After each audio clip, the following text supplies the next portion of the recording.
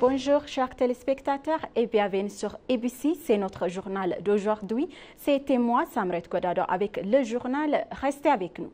L'Éthiopie et l'Arménie continueront de renforcer leurs relations historiques dans divers domaines, a déclaré le président Taye Asselassie.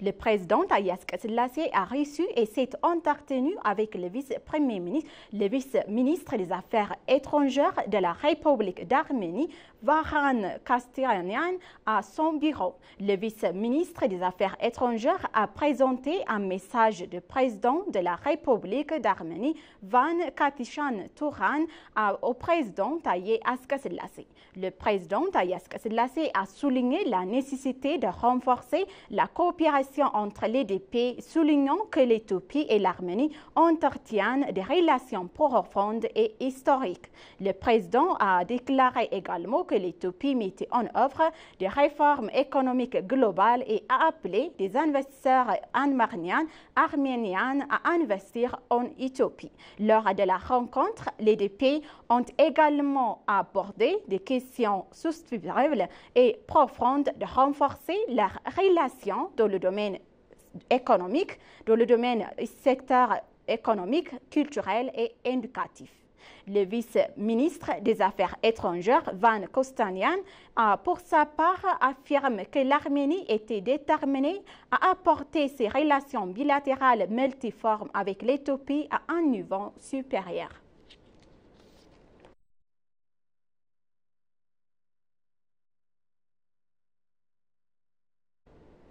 Le Premier ministre Abiy Ahmed a eu une discussion avec les représentants du monde des affaires de toute l'Éthiopie. Les représentants du monde des affaires ont partagé leur point de vue sur la situation des pays actuels en Éthiopie et sur les plans visant à parvenir à une paix durable en Éthiopie. En réponse aux questions soulevées, le Premier ministre Abiy Ahmed a déclaré que le gouvernement ne peut pas atteindre la prospérité dont il rêve sans la paix. Il a également souligné que le gouvernement reconnaît pleinement la valeur et le rôle responsable et de la paix. Le Premier ministre Abiy Ahmed a déclaré que la soi-disant paix est désormais un business tant que la contrebande et les environnements utilisant l'idée de paix à des fins néfastes. Il a également déclaré que les activités commerciales illégales constituent une menace pour la paix et indiqué que le gouvernement prend des mesures énergiques sur cette question, ce qui entraînera de changements. Il a déclaré que le gouvernement est prêt à travailler avec toute partie qui souhaite la paix et à résoudre les problèmes par le dialogue. Le Premier ministre Abiy Ahmed a également souligné que le gouvernement est toujours ouvert à la paix. Il a également souligné que le monde des affaires devrait jouer un rôle constructif pour instaurer une paix durable en Éthiopie.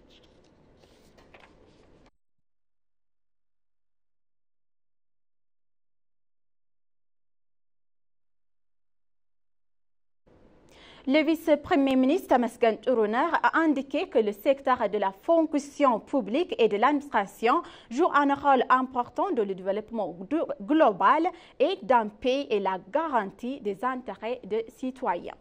Tamasgan Tourouner a indiqué que la 5e réunion ordinaire du comité de pilotage de la réforme de la fonction publique et de l'administration s'est tenue hier. Au cours de la discussion, a-t-il indiqué, nous avons examiné la prestation de services des anciens ayant participé à la première phase de service centralisé du MOSAB et les préparatifs préliminaires des anciens ayant achevé leurs préparatifs pour la deuxième phase. De plus, le rapport des activités préparatoires menées par toutes les régions et des administrations municipales en vue de lancement de MOSAB a été examiné.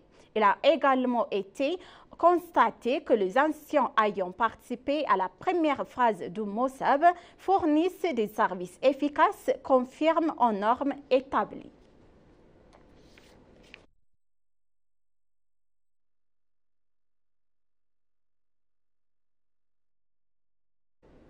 Et une discussion est en cours avec les dirigeants des partis politiques sur la situation politique actuelle, les réalités et les responsabilités en Éthiopie. Au cours de la discussion, le vice-premier ministre et vice-président du Parti de la Prospérité, Adam Farah, directeur du Centre de coordination pour la construction du système démocratique, a présenté un document qui servira de base aux discussions sur la situation politique actuelle en Éthiopie, la construction du pays durable, l'élargissement de l'environnement politique et les questions régionales.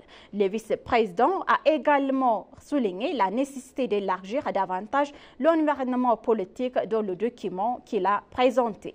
Il a également déclaré que la prochaine priorité serait déployer des efforts concrets et pour protéger les intérêts nationaux de l'Éthiopie et assurer un pays durable. Il a également mentionné que les accélérations du développement économique et social et l'amélioration du bien-être de la population constituent une autre jeu clé. Il a également été souligné lors de la discussion que chacun doit contribuer à la réalisation de l'objectif du dialogue national inclusif.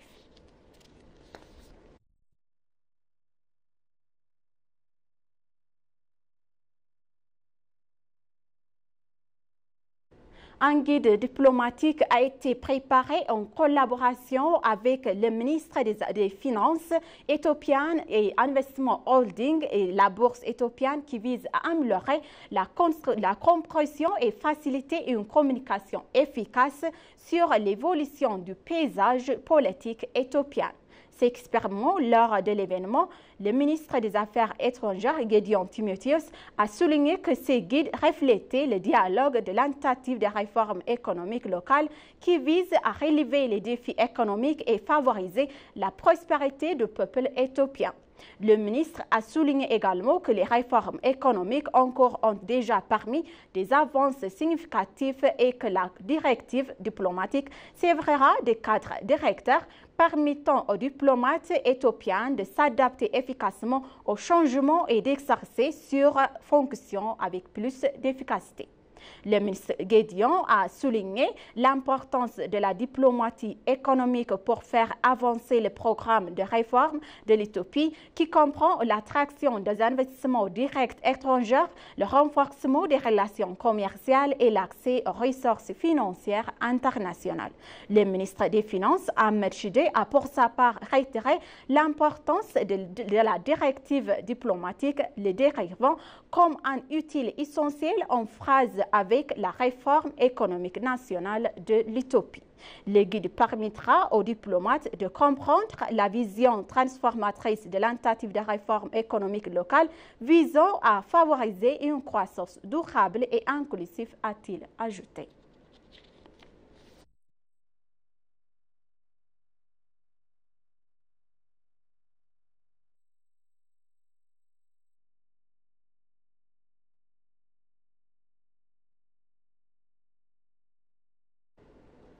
L'Institut des Affaires étrangères, en collaboration avec le ministère des Affaires étrangères, a organisé une conférence de haut niveau sur le thème « Explorer de nouvelles perspectives, la diplomatie économique, pilier de la politique étrangère éthiopienne ». La conférence visait à favoriser le renouvellement des liens entre le secteur de l'économie et des affaires étrangères. Lors de l'ouverture de la conférence, le ministère des Affaires étrangères, l'ambassadeur Adra Abara, a déclaré que la diplomatie économique était l'une des priorités de la politique étrangère éthiopienne. Selon le ministre d'État, la diplomatie économique est essentielle à la réalisation du programme de réforme économique nationale éthiopienne, soulignant le rôle irremplaçable de la diplomatie dans le secteur économique. Le commissaire éthiopien de l'investissement, Zelek Atemesken, a pour sa part dévoilé qu'à la suite de cette réforme macroéconomique, les investissements directs étrangers ont augmenté dans le pays. Le commissaire a également souligné le rôle d'important et de l'émission diplomatique de la production des opportunités d'investissement du pays à l'échelle mondiale, insistant sur la nécessité de renforcer et de coordonner les efforts.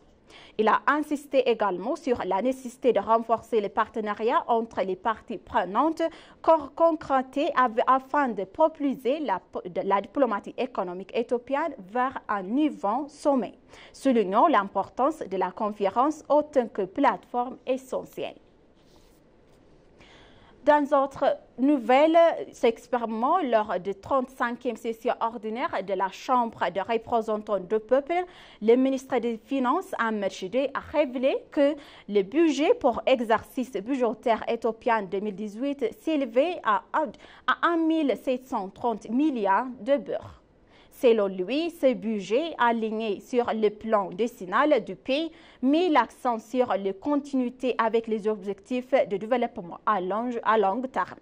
Le ministre a dévoilé que 1 500 milliards de beurre de recettes pour l'exercice budgétaire 2018 éthiopien calendrier représente une croissance de 62% par rapport au réseau total estimé pour l'exercice précédent.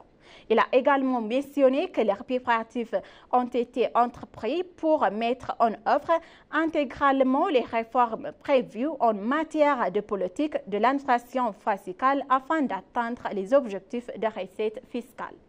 Sur l'objectif de budget de 61% sont alignés sur dépenses courantes, soit une croissance de 48,1% par rapport au budget courant alloué pour l'exercice en cours. En revanche, de 415 millions de beurre alloués au budget d'investissement représentent 22% du budget total, soit une augmentation de 72 milliards de beurre par rapport à l'exercice 2017. Ahmed Shide a également souligné que l'augmentation du budget est principalement importante à la hausse des dépenses liées à la mise en œuvre de réformes.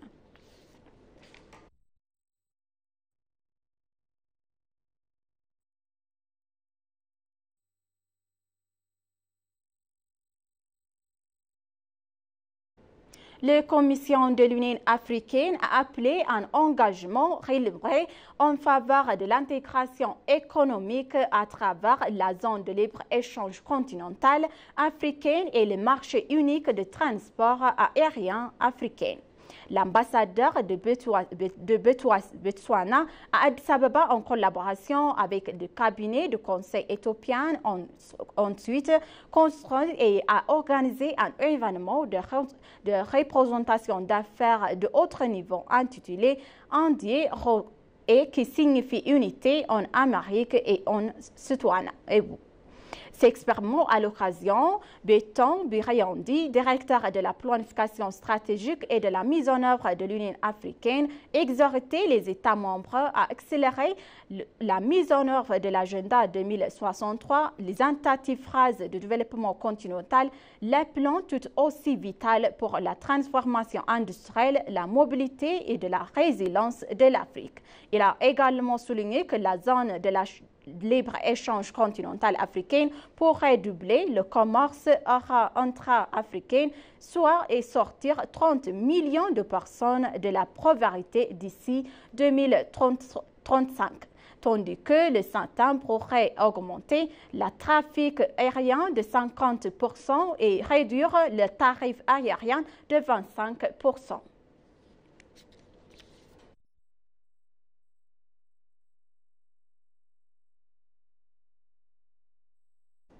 Chers téléspectateurs, maintenant je vous rappelle les titres principaux. L'Éthiopie et l'Arménie continueront de renforcer leurs relations historiques dans divers domaines de coopération, a déclaré le président Haïlé Selassie.